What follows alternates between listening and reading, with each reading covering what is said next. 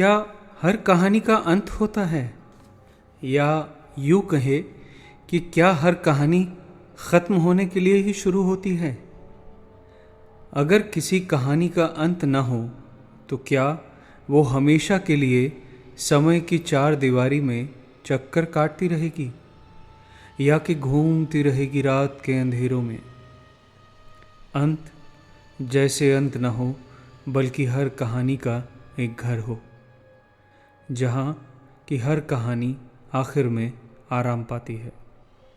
और यदि उसे वो अंत ना मिले तो क्या हो? क्या वो अपने घर के बाहर भटकती रहेगी?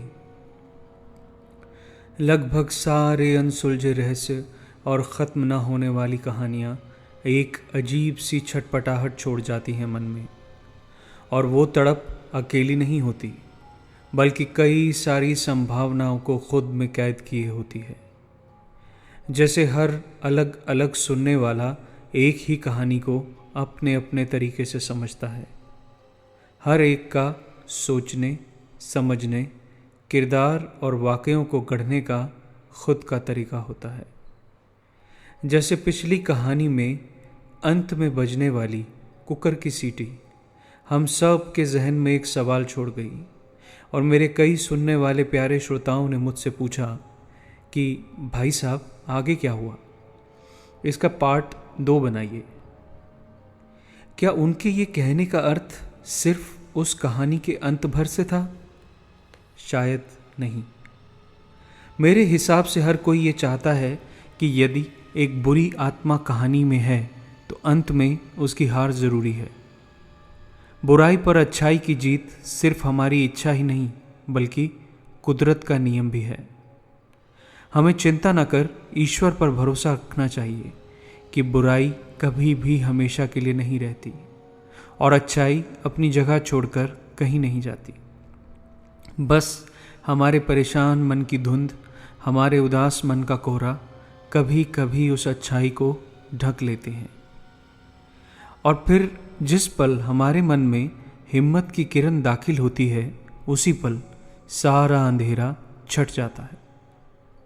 कुछ कहानियाँ अपना घर यानी अपने अंजाम को पा जाती हैं, तो कुछ हमारी यादों में बदस्तूर भटकती रहती हैं, किसी ऐसे गीत की तरह जो अक्सर रेडियो न चलने के बाद भी हमारे कानों में गूंजता रहता है।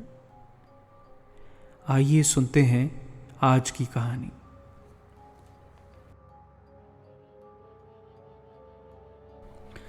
सुबह ठीक 5 बजे मैं ट्रेन से उतरकर स्टेशन के बाहर खड़ा गावस का इंतज़ार कर रहा था।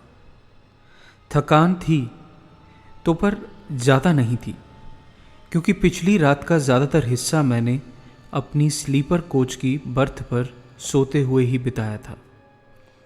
4:15 सुबह आँख खुलने के बाद ताज़ा होकर ब्रश करके मैंने पूरे 4:45 गाड़ी से उतरा, और अब राहक स्टेशन के बाहर पहुंच चुका था। छोटा सा स्टेशन था ये राहक, चारों ओर प्राकृतिक खूबसूरती से घिरा हुआ। चारों ओर ऊंचे ऊंचे पहाड़, हरियाली तो जैसे कुदरत ने झोली में भरकर चारों ओर बिखेर दी थी। चारों ओर से आती पक्षियों की चहचहाहट ने सुबह की ताजगी को कुछ और बढ़ा दिया था। एक छोटा सा हिल स्टेशन ही था ये, पर लगभग अनदेखा, अनछुआ सा।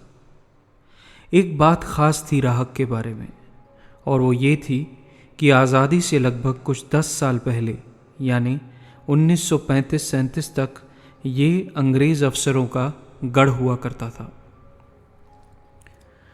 छोटी सी जगह थी, पर यहाँ वहाँ सब मिलाकर लगभग 15-20 बंगले थे यहाँ अंग्रेज़ों के। और इसके साथ साथ उस समय उन सब के साथ जो नौकरों की फ़ौज चलती थी, उनके स्टाफ क्वार्टर भी। हर बंगले के साथ लगभग 15-20 नौकरों के रहने की जगह हुआ करती थी। पर अब तो यहाँ शायद कोई नहीं था। यहाँ के बारे में जितना सुना था उससे कहीं ज़्यादा खूबसूरत थी ये जगह। देश आज़ाद होने के बाद कुछ 7 बरस बीत चुके थे। मजबूरन सभी अंग्रेज अफसरों को देश छोड़कर जाना पड़ा था, पर जाते जाते वो अपने साथ शायद इस देश की एकता और भाईचारा सब साथ ले गए थे। स्टेशन के बाहर मेरे अलावा और कोई बाशिंदा नजर नहीं आ रहा था। मैं पूरी तरह खुद को कुदरत की लय में खोया सा महसूस कर रहा था। तभी एक गाड़ी की घरघराहट ने उस लय को तोड़ दिया। कहने की बात नहीं होगी कि इस सुनसान स्टेशन पर मुझे लेने गावस की गाड़ी की ही आवाज़ थी। गाड़ी मेरे पास रोककर वो उतरा और उसी पुराने अंग्रेज़ी अंदाज में मुझे सैल्यूट किया। मैंने भी सैल्यूट का इशारा सैल्यूट से दिया, पर साथ ही साथ उसे समझाया कि मेरे साथ इतनी फॉर्मेलिटी की कोई ज़रूरत नहीं है। उसने हल्का सा मुस्कुराया और मेरा सामान गाड़ी में रखकर हम लॉर्ड डॉपर के बंगले की ओर चल पड़े। दरअसल मेरे पिताजी पुरातत्व विभाग यानी आर्कियोलॉजी डिपार्टमेंट में कार्यरत थे। उन्हीं की पहचान से आज मेरा कई साल पुराना सपना पूरा होने जा रहा था। काफ़ी समय से मेरी इच्छा थी कि मुझे भी कुछ रोज़ किसी अंग्रेज़ी अफसर के बंगले पर बिताने का मौका मिले। वादियों में गुजरती गाड़ी की खिड़की से देखा तो एक कतार में एक के बाद एक इन अंग्रेज़ी बंगलों को देखकर ऐसा लगा जैसे मैं कुछ बरस पहले के ईस्ट इंडिया कंपनी के हिंदुस्तान में पहुंच गया हूं। ज़्यादातर बंगले बहुत ऊंचे नहीं थे। अपनी अपनी ज़रूरत के हिसाब से हर अफसर ने कुछ यहाँ और कुछ वहाँ बनवाया हुआ था। एक चीज़ जो कॉमन थी वो थी हर बंगले के बाहर एक लॉन, छोटा या बड़ा जैसा भी हो, पर इससे अंग्रेज़ों का प्रकृति प्रेम साफ साफ झलकता था। मैंने सोचा कि ये कैसे इंसान रहे होंगे जिन्हें प्रकृति से तो प्रेम था पर इंसानों से कतई नहीं। अपने खुद के मतलब के लिए कितनी बुरी तरह इन्होंने आज़ादी के नाम पर हमारे देश के 2 टुकड़े कर दिए थे। कितनी बेरहमी से इन्होंने भारत माँ की छाती रौंद कर उसके लाखों बेटों को कत्ल कर दिया था। तभी गाड़ी ने हल्का सा झटका खाया और मैंने देखा आगे जाते जाते सड़क संकरी होती जा रही थी और ऊबड़ खाबड़ भी। मेरी कई कोशिशों के बाद भी गावस ने मुझसे बात करने में ज़्यादा दिलचस्पी नहीं दिखाई थी। कुछ घंटा भर के सफ़र के बाद एक छोटा सा रास्ता आया जो नीचे कहीं उतर रहा था। उसने गाड़ी रोकी और हम पैदल ही नीचे उतर गए। मुझे बाहर कॉरिडोर में एक कुर्सी टेबल पर बैठा गावस मेरा सामान ऊपर ले गया। 5-7 साल सही रख रखाव न होने के बाद भी बंगले की शान में खास कमी नहीं आई थी। बिल्कुल ऐसा लगता था कि अभी कोई अंग्रेज़ी अफसर किसी दरवाजे से निकलेगा और मेरे सामने आकर खड़ा हो जाएगा। सामने एक इंग्लिश कैलेंडर किसी पेंडुलम की तरह दीवार पर गोल आर्क से बनाता झूल रहा था। देखा तो 1947 का ही था। सारे महीने छोड़ बस अगस्त का ही पन्ना फटा हुआ था। अपनी शिकस्त का बड़ा अफसोस हुआ था किसी को शायद। खैर, कोई 7 बजे गावस चाय की ट्रे के साथ प्रकट हुआ। मैंने इशारा कर उसे अपने पास बैठने को कहा, पर उसने ऐसा करने से साफ मना कर दिया। उसके बताए अनुसार चाय पीकर मैं ऊपर 3री मंजिल पर बने वुडन यानी लकड़ी के बने गेस्ट हाउस में आ गया था।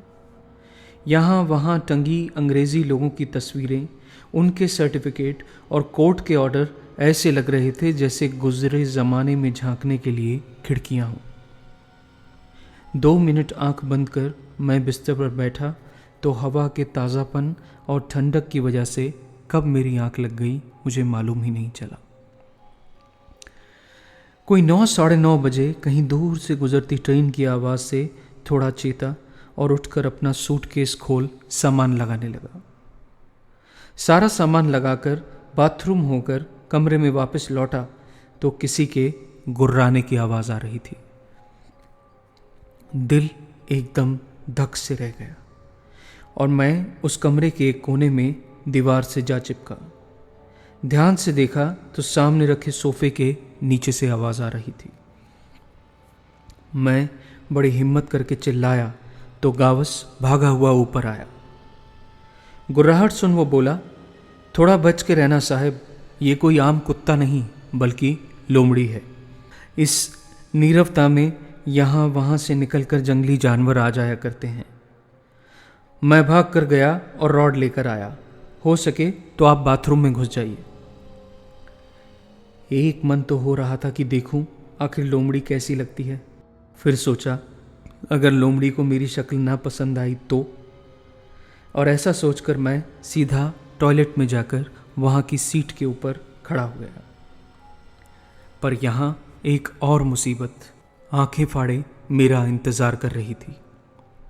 ऊपर छत के नीचे बनी एक चौड़ी सी शेल्फ पर किसी जानवर का सूखा हुआ कंकाल पड़ा था और उसकी सूखी खोपड़ी में बने आंखों के 2 गड्ढे मुझे घूर रहे थे।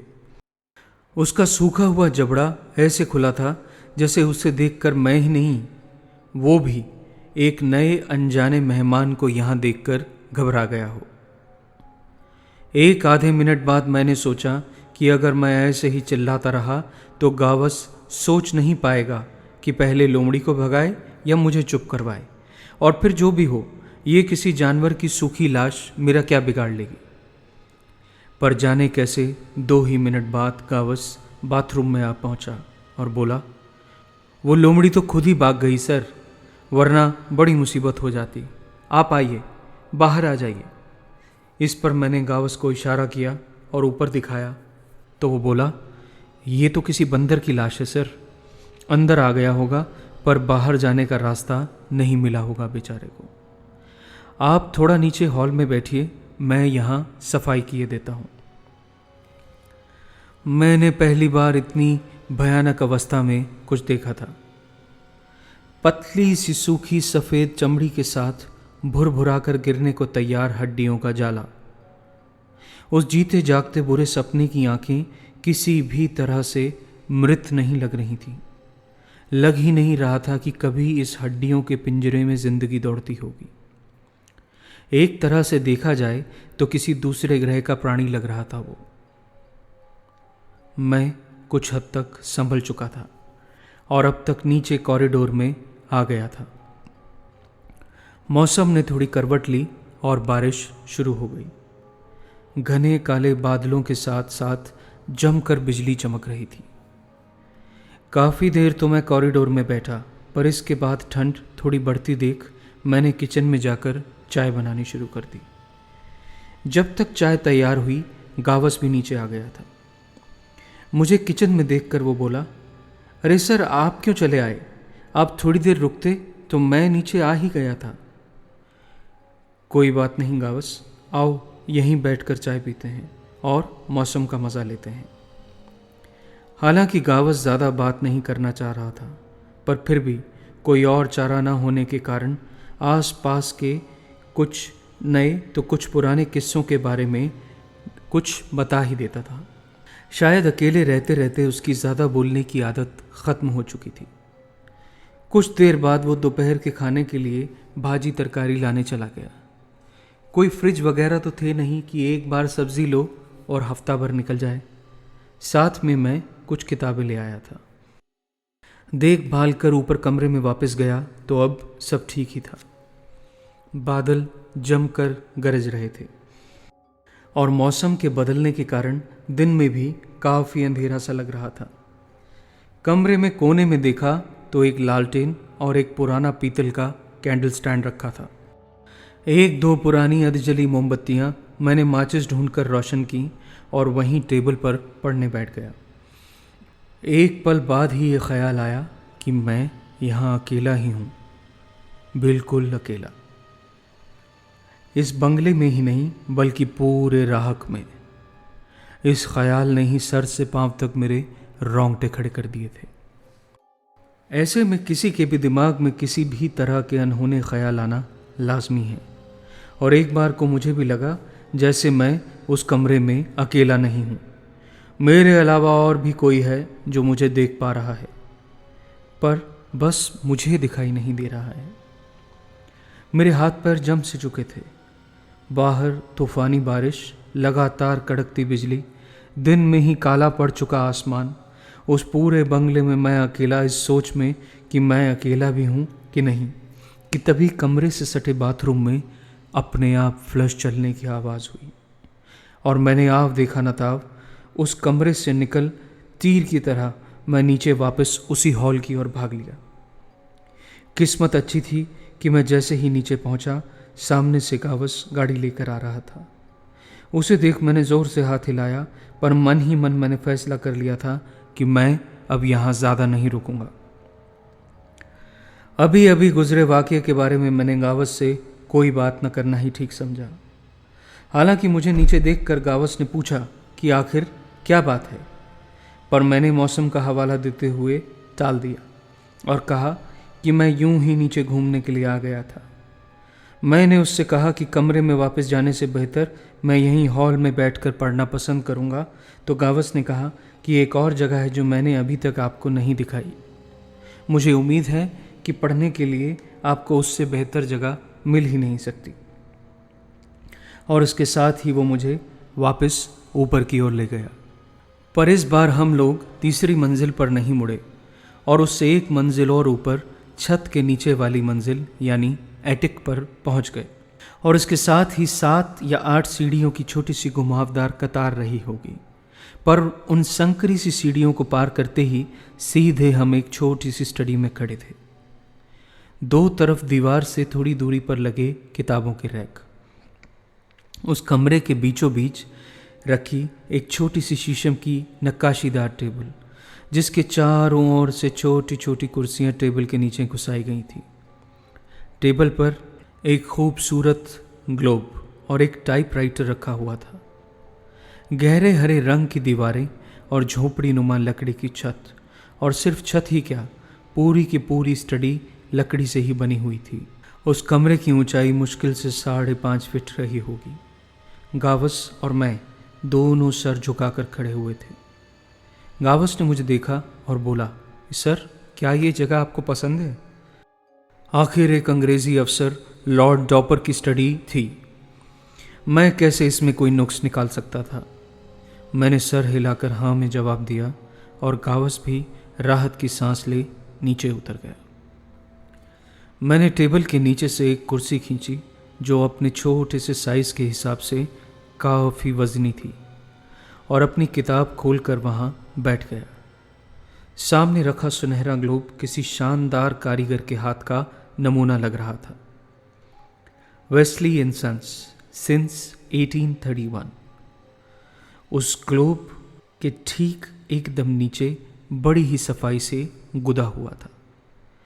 ग्लोब पर कुछ देशों को लाल रंग से मार्क किया हुआ था, पर जो भी हो, मेरा सौभाग्य ही था कि मैं इतनी शानदार कलाकृति छूकर देख पा रहा था। इसके बाद ही जब मैंने अपनी उंगलियां देखी तो उन पर कुछ सफ़ेद सा पाउडर लगा हुआ था। बल्कि इसके बाद मैंने ध्यान से देखा तो उस पूरे कमरे की हर चीज़ एक सफ़ेद से पाउडर से ढकी हुई थी। उस ग्लोब के साथ रखा टाइपराइटर भी कुछ अलग नहीं था। उस टाइपराइटर का एक एक हर्फ इसी पाउडर से ढका था। आदतन जैसा कि कोई भी ऐसे में करेगा, मैंने अनजाने ही पर टाइपराइटर पर 1-2 बटन दबा दिए और सामने लगे रोलर पर आधे पूरे वो अक्षर धुंधले से उभर गए। पर जैसे ही मैंने टाइपराइटर को छुआ, मेरे सामने रखी दूसरी कुर्सी खुद ब खुद थोड़ी पीछे सरक गई और इसके बाद खुद ही वापस आगे हो गई, बिल्कुल ऐसे जैसे किसी ने बैठने के लिए पीछे खींची हो, कोई उस पर बैठा हो और फिर कुर्सी वापस मेज के नीचे अपनी जगह पहुंच गई हो। कमरे में एक अजीब सी धुंध भर गई थी जो धीरे धीरे एक कोने में जमा हो रही थी और इसके बाद धीरे धीरे कमरे के एक कोने से दूसरे कोने तक तैरने लगी थी। तैरते तैरते कुछ ही पल बाद उस धुंध ने ऊपर आती सीढ़ियों को पूरी तरह ढक लिया।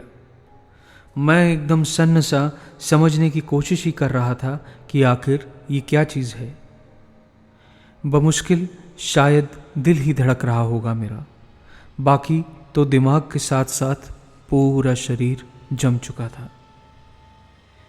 तभी किसी के सीढ़ियाँ चढ़ने की आवाज़ आने लगी। डर ऐसा था कि वो 6-7 सीढ़ियाँ भी 60-70 सीढ़ियों सी मालूम हो रही थी। कदमों की आवाज़ धीरे धीरे तेज़ होती मेरी ओर आ रही थी। तभी देखा तो सफ़ेद कपड़ों में एक आदमी पानी की ट्रे लेकर ऊपर चढ़ आया था। पर यह आदमी और कोई नहीं, गावस ही था। उसने चुपचाप पानी की ट्रे टेबल पर रखी और बिना मेरी ओर देखे चुपचाप नीचे उतर गया। ठक ठक ठक ठक। कदमों की आवाज़ जैसे जैसे तेज़ होती ऊपर आई थी, बिल्कुल वैसे ही कदम दर कदम गायब हो गई थी। अब उस कमरे में कुछ रह गया था तो वो अनजान सी यहाँ वहाँ तैरती धुंध और मैं। गावस के आने से कुछ चेत हुआ तो मैंने घबराहट मिटाने के लिए पानी का गिलास उठाया। वो गिलास बर्फ की तरह ठंडा था। अभी इससे पहले मैं उसे मुंह से लगाऊं कि एक बार फिर सीढ़ियों पर किसी के कदमों की आहट हुई। कहाँ फंस गया मैं? अब तो जैसे ही मौका मिलेगा नीचे को निकल लूँगा। मैं मन में सोच ही रहा था कि एक बार फिर गावस मेरे सामने एक ट्रे में पीने का पानी लेकर खड़ा था। दोबारा गावस को सामने देखकर मेरे होश उड़ चुके थे। मैं बड़ी ही मुश्किल से उससे बोला, गावस, तुम तो अभी 2 मिनट पहले ही नहीं आए थे पानी लेकर। ये देखो ट्रे यहां पड़ी है। और इसके साथ ही मैंने और गावस दोनों ने हैरानी से टेबल पर देखा तो वहां कोई ट्रे नहीं थी। उस कमरे में सिर्फ एक ट्रे थी जिस पर पीने के पानी का एक गिलास लिए गावस हैरान सा मुझे देख रहा था। मैं झट से उठा और इससे पहले कि गावस उन सीढ़ियों पर से उतरे, मैं उन पर से नीचे उतर आया। मेरे पीछे पीछे गावस भी नीचे आ गया था। उसके नीचे आते ही मैंने उससे कहा कि सुनो, क्या यहाँ आसपास कोई और रहने की जगह है क्या? इस पर गावस बोला, क्यों, हमसे कोई गलती हो गई साहब? नहीं, ऐसी कोई बात नहीं है, पर इतने अकेलेपन में रहने की मुझे आदत नहीं है। मैंने जवाब दिया। अकेलापन कैसा साहब? जो काम आप करने आए हो वो करो। पढ़ने लिखने आए हो तो यहाँ जैसी शांति कहाँ मिलेगी? अरे भाई, यहाँ शांति नहीं, सन्नाटा है, सन्नाटा। मेरे बस का नहीं है यहाँ पर ठहरना। पर अभी क्या करोगे साहब? अभी तो मौसम बड़ा खराब है। देखो, कोई रास्ता तो होगा गावस। गावस ने बहुत सोचकर जवाब दिया कि एक ही रास्ता है सर। मैं अभी यहाँ से घर के लिए निकलूँगा तो रास्ते में स्टेशन पड़ेगा। ट्रेन तो अभी है नहीं, पर स्टेशन मास्टर स्टेशन पर ही रुकने के लिए कुछ इंतज़ाम कर देगा और वहाँ रहोगे तो 1-2 रोज़ में तुम्हारे घर जाने का भी कुछ इंतज़ाम हो जाएगा। अब मेरे पास और चारा भी क्या था। गावस के कहे अनुसार मैं अपने कमरे में आकर सामान पैक करने लगा। पर जैसे ही मैंने अपने कमरे में आकर अपना बैग खोला और आसपास लगा सामान देखा तो मैं हैरान रह गया। मेरे सारे कपड़े बेतरतीब पड़े थे। बाथरूम में रखी पूरी शेविंग किट ज़मीन पर बिखरी पड़ी थी। हैरानी और डर के साथ साथ मुझे गुस्सा भी आ रहा था। एक बार तो मुझे लगा कि कहीं ये गावस की हरकत ही ना हो। मैंने चिल्लाकर गुस्से में उसे आवाज़ दी तो कमरे में आकर सब कुछ देखने के बाद वो भी हैरान था।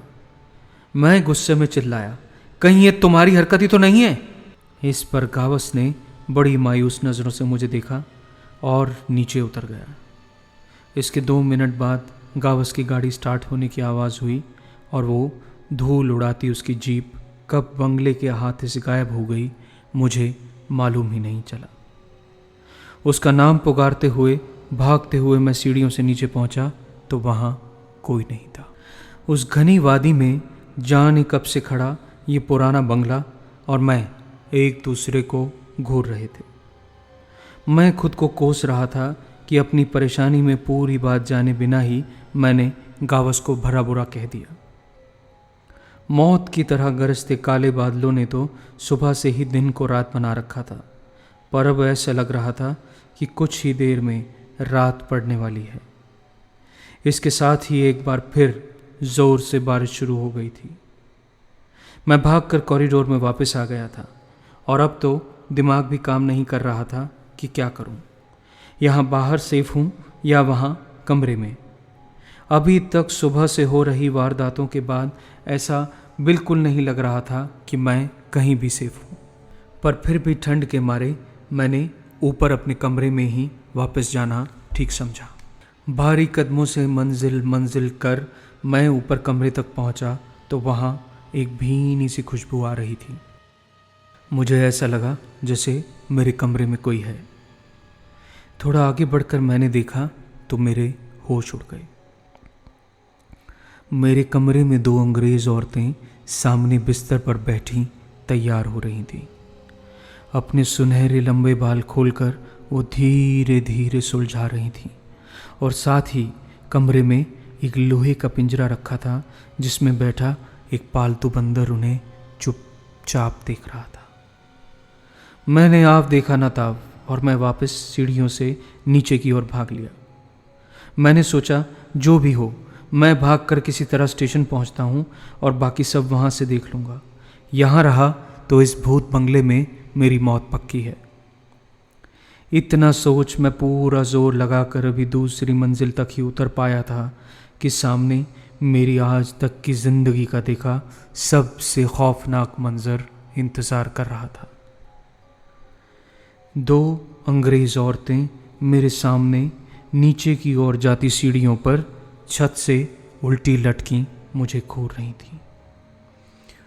उस पल आसमान भी एकदम शांत हो चुका था। सन्नाटे ने हर एक कोने को अपने में ढक लिया था। उन्हें देख मेरा पैर फिसला और सीढ़ियों पर लुढ़कता मैं सीधे नीचे पहली मंजिल पर जा पड़ा। उन दोनों लड़कियों के भुथा ठाके मेरे जहन में अभी भी गूंज रहे थे। घंटों बाद जब मेरी आंख खुली तो मैं स्टेशन मास्टर के कमरे में था। मेरे सर पर पट्टी बंधी थी। गावस और वो स्टेशन मास्टर दोनों मेरे होश में आने का बेसब्री से इंतज़ार कर रहे थे। गावस ने मुझे बताया कि उसे मेरी बात का बुरा तो काफ़ी लगा, पर वो मेरे लिए कपड़े लाने गया था ताकि वहाँ से मुझे चेंज करवाकर स्टेशन तक ला सके। जो भी मेरे साथ हुआ उसका उसे काफ़ी अफसोस था, पर वो भी कभी उस भूत बंगले में नहीं रहा। वो तो बस एक सरकारी ड्राइवर है और उस तरफ उसका जाना कभी नहीं होता। मेरी हालत देखकर स्टेशन मास्टर को भी तरस आ गया था। कुछ 2-3 दिन मैं वहीं स्टेशन पर उसके साथ ही रहा और इसके बाद गावस के साथ स्टेशन मास्टर के बताए अनुसार कुछ 3-4 घंटों का सफ़र तय कर मुझे एक दूसरी ट्रेन पर चढ़ाकर घर वापस भेज दिया गया।